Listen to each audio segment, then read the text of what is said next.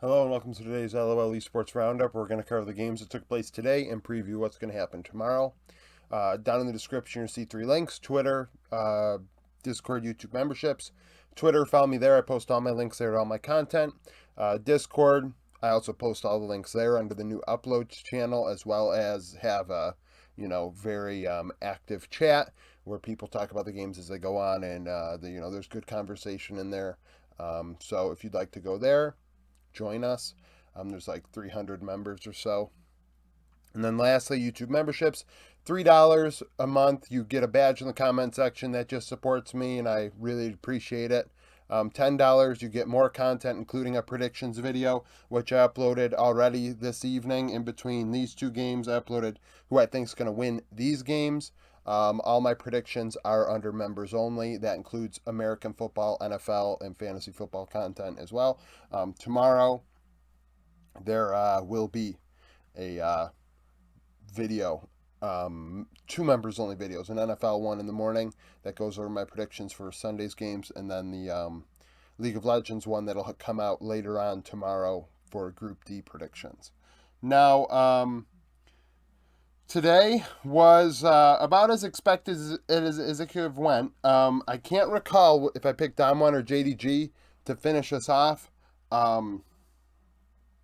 in this one. I mean, I'd love to say I picked Damwon, but I can't promise you that. I went 5-0 before that, so a good day. Good day all around. We got our tiebreaker game right. So G2 and EG get the monkey off their back. They beat G2. Inspired finally beats Yankos in a best of 1. So good deal there. Cowrie 903, 36% of damage. Inspired 3-0 and 9. Broken Blade 2-1 and 0, 32% of damage for G2. And Caps 0-2 and 1. I believe this was the Shen game for Impact. So Impact pulls out the Shen. I'd completely forgotten about it during the draft. I was like, damn, there's no Ornn, there's no Mordekaiser, there's no Gragas, there's no Sejuani, no Aatrox. What is he going to pick? No GP. Pick the Shen. Shen, he is 15 and 1 in his last 16 games on Shen. Actually really cracked on Shen. Actually, he picks good moments to play it and does well on it. Now, Cowrie, I believe, had Lucian in this one. It's harder to go through these games and remember what happened when we have like the same teams playing all the time. So it's like, I saw this guy 3 times today. Which game was it? But played as Lucian, I believe, twice, and did well on it, overall today. That is his one trick, so that is a thing. Inspired on a Hecarim, so Shen Hecarim was the play, and it worked. G2 just, I think they had Flacket on a Draven, and immediately it was like, oh my god.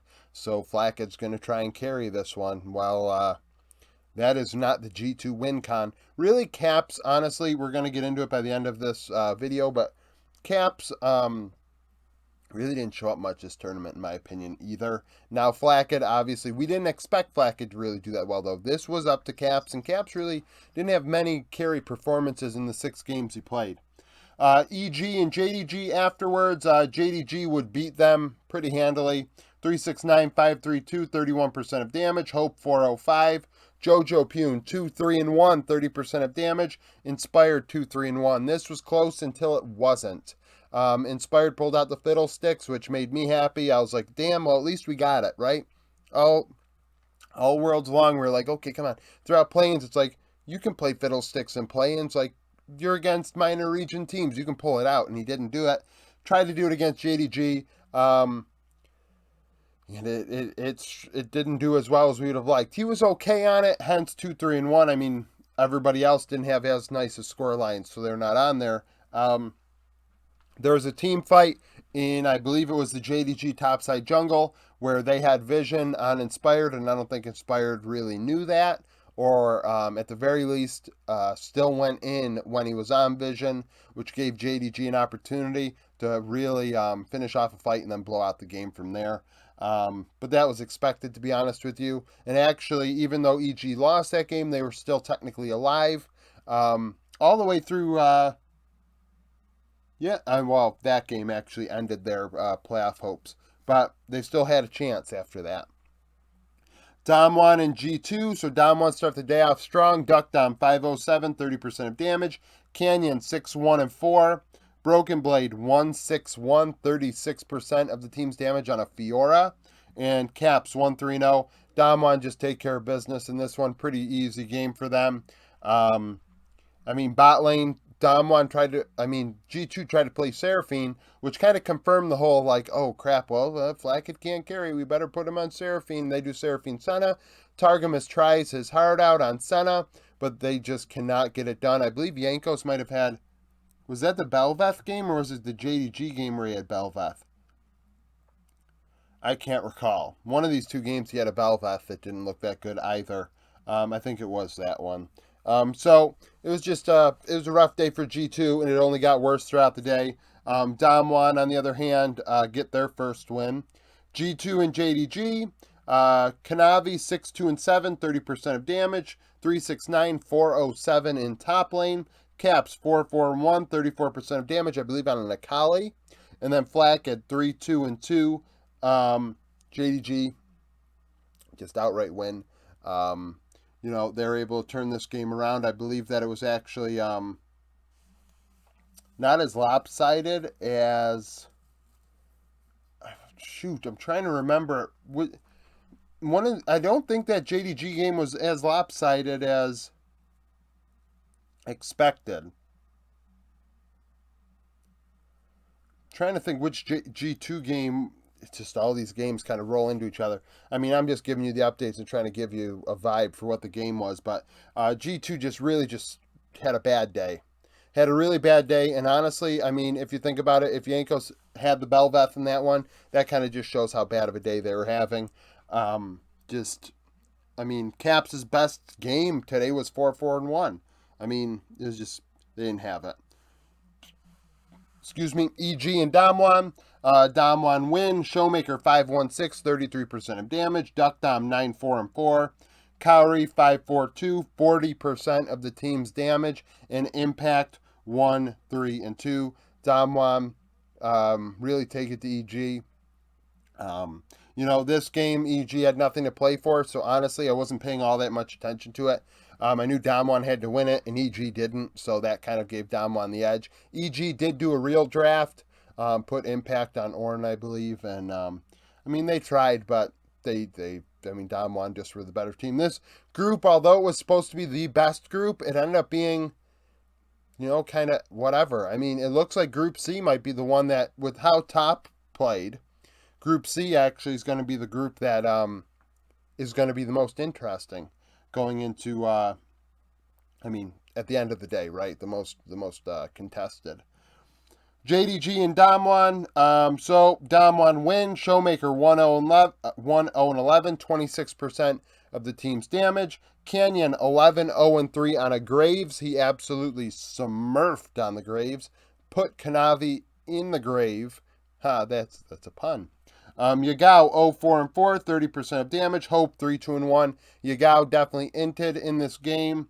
Damwon they needed to win. JDG needed to win. Damwon winning forced this tiebreaker game. JDG wins, they would have been first place. New Green top lane played well on the Gragas. 369 on the Kennen was absolutely awful. It was 369's worst game so far. Just really, really messy out of JDG, which tends to happen. JDG ended up going 6-1, hence the win here. But they have a propensity to have games like that just kind of like puzzle you. It's not like a slow loss. It's like you just lost from the get-go here. Their draft was not good. Lee Sin, just a mess. Now, they respond, though, in the tiebreaker game. JDG and Damwon. Now, this game was definitely what a third game is, right? So, game one between these two teams, JDG win off of the last team fight. Damwon insta team fight. Game two, Damwon wins the game pretty hard. Graves, Canyon carrying. So they ban the Graves and give Canyon Maokai. Canyon's Maokai sucks, and it further sucked today. I think the ultimates were a lot better than they were last time, but overall his Maokai is not that great. But so JDG win. Give them their credit. 369, 10, 1, and 11 on an Aatrox. Yes, 10, 1, and 11. Hope 6, 5, and 7 on a Queso. Duckdom 10, 5, and 4 on a Felios. And Showmaker 6, 1, and 5 on a LeBlanc. So how'd this game go? Well, Damwon got out to a massive lead in bot lane. Duckdom, I believe, had like a 4K gold lead, if somebody said, over Hope. Like, he had more gold in the mid game than the bot lane of JDG combined. And the issue is Duckdom isn't necessarily always very reliable as a carry. As a, like, he has to do it all sort of thing. The Aphelios he's very good on.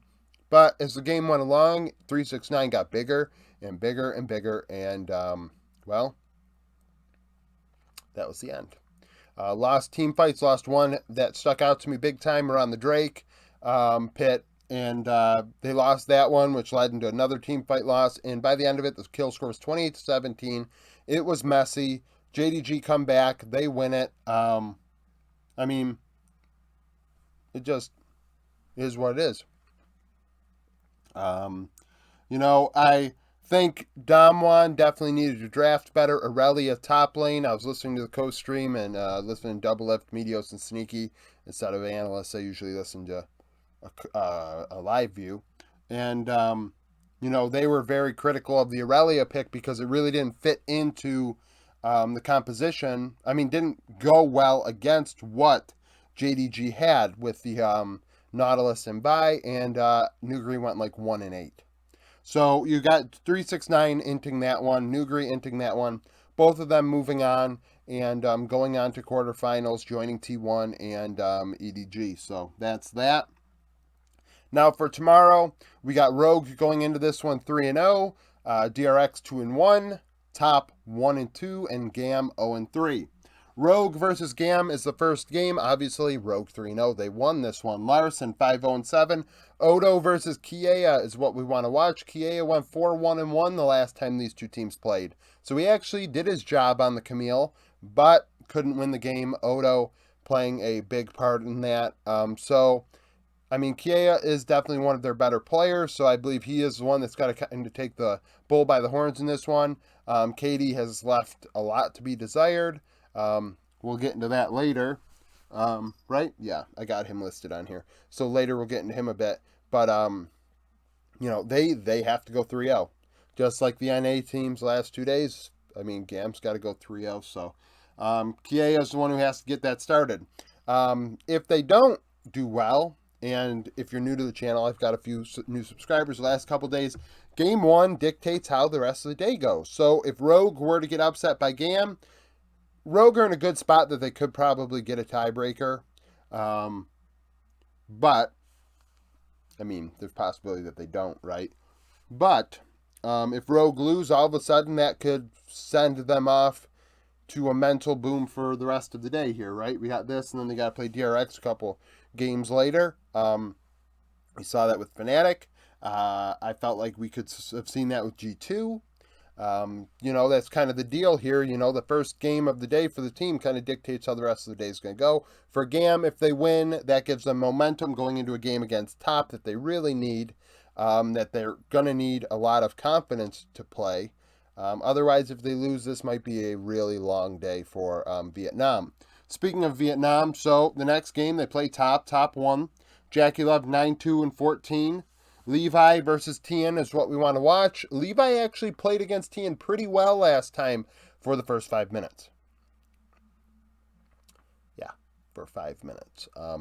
After 5 minutes, Tien kind of figured out what Gam was doing, and Top figured it out, and then they just kind of knew Gam's moves before Gam even played them. It was clear that these teams had scrimmed in the past, that they just became so predictable that Top ran them over completely. Like I said, Gam needs all the help they can get in this game. DRX and Rogue. Oh, by the way, Levi has a cracked champion pool. He probably should pull out something kind of fun, especially if they lose that game. They might not have anything to play for, really, depending. DRX will have 2 wins at that point, so will Top, so I guess there is something to play for. But, hypothetically, Levi could pick a lot of different things. DRX and Rogue. Rogue won last time. Comp 9-1-7. Deft versus Comp. Deft cannot allow that to happen again. He cannot allow Comp to go off. Comp has probably been the best performing bot laner so far in groups. Obviously, he's only played 3 games. More than half the teams now. Well, not more than half. Just half of the teams have played double the amount of games, but Comp has played very well. Deft and Barrel, this is more even the whole bot lane in general. Deft and Barrel versus Comp and Trimby. Barrel has to step it up as well. Trimby is playing a big role in that bot lane with some interesting picks. He's the one that's willing to play the Soraka more than anybody else, and Barrel needs an answer. He needs an answer and needs to play well like the world champion caliber player he is, and that's kind of the deal there, because Zeka did well during play-ins, but now that he's in group stage, not quite as, I guess he's just not popping off quite as much, which makes sense. DRX and Gam after that. DRX 1, Zeka 10, 1, and 2. That was his pop-off on Silas. He had like 10 of like the 15 kills or something crazy like that. Zeka versus Katie. Katie needs a good pick. Katie is willing to pick a lot of different things in mid lane. He needs to pull something out. If this game is their last game, hopefully does something fun. We saw that Froggy was willing to do Zac and things like that in mid. Heck, Froggy pulled out a Callista at MSI in mid. But Katie's got to do something. He's got to really step it up. He has probably been the most disappointing member of GAM coming into this one, because I expected something fun out of him, and he's not giving me anything really to be like, nothing sticking out to me is like, oh, I'm going to remember this guy. Like, through 3 games, it's like, you may never be back here again the way you're playing. Like, you are not playing at a world-class level. So, he has to step it up. Top versus Rogue. Rogue won the last time. Malrang 3-0-8 on a Lee Sin. So, Mark versus Trimby. Similar to this deal, the bot lane is the focus. Rogue bot lane is the carry. That is the main carry. Then you have Larson, who's solid. Otawamne, weak side top laner, very solid. You give them the Maokai, keep giving them the Maokai, and they're going to regret it. So, Malrang did very well on the Lee Sin. However, his Lee Sin is 10-20 over his career, so do not believe that game is indicative of how good his Lee Sin is. Historically, the record speaks for itself. Now, the way I believe that game had really been lost for top was when they had the Draven and tried to feed the Draven a kill on a dive, which caused the dive to go poorly, and they lost because of it. So, I don't even remember if they were getting dived or they were the ones diving, but regardless, I believe it was them trying to dive, because Tian was trying not to take the kill, trying to give it to Jackie Love to give the Draven a kill, and in the end, it just caused a complete chaotic mess that lost them the game. It was snowballed from there. Jackie Love ended up like 0-5-2 at one point, and it was a disaster. So I believe that, don't worry about that. Just get the kills. Get Rogue's bot lane behind. Like, that is the deal for top. Top need to... Right now, top are holding that L right now as the LPL team that flops at Worlds. After that, you got top and DRX. DRX won last time. Pioshik 6-0-8. I said this in my predictions video, and I haven't said it yet, but now that we have Pioshik on here. Pioshik, if DRX plays Juhan tomorrow, I have no faith in DRX. I like Pioshik a lot better than Juhan. I just do. We saw it. Pioshik coming in this game, doing very well. His Graves, I believe, was in that. I believe that was his Graves game. He's a very good player on carries. Give him carries. Do not play Juhan. Juhan did not look good with PSG, really, at an international event. And he has not looked, he's done okay for DRX, but he's just not better. Play your best player. Play your best player. So, Knight versus Zeka. So, last time they played, Knight did okay. Did not win the game, did not lose the game, kind of was a KDA player. So, Knight has to step it up. Knight has been probably one of the more disappointing players as well. at this event thus far. He just kind of is, he's there, but is he really?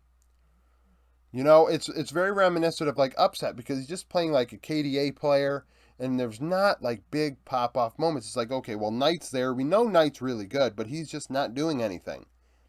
And it's unfortunate. He's got to step it up because Wayward is inting his face off in top lane. I don't know if Wayward or King Tian's playing tomorrow. Honestly, I don't. I'm going to assume Wayward's playing, but if he ints in this game, I would not be shocked at all to see King Tian because Wayward was awful against Rogue, and really he earned himself a benching for how poorly he played. So that's it for my LOL Esports Roundup for today, covering Worlds 2022 Group Stage Day 6. Like the video if you like it. Subscribe to the channel for daily League of Legends content. Join the Discord. Follow me on Twitter. Become a YouTube member. And thanks for watching.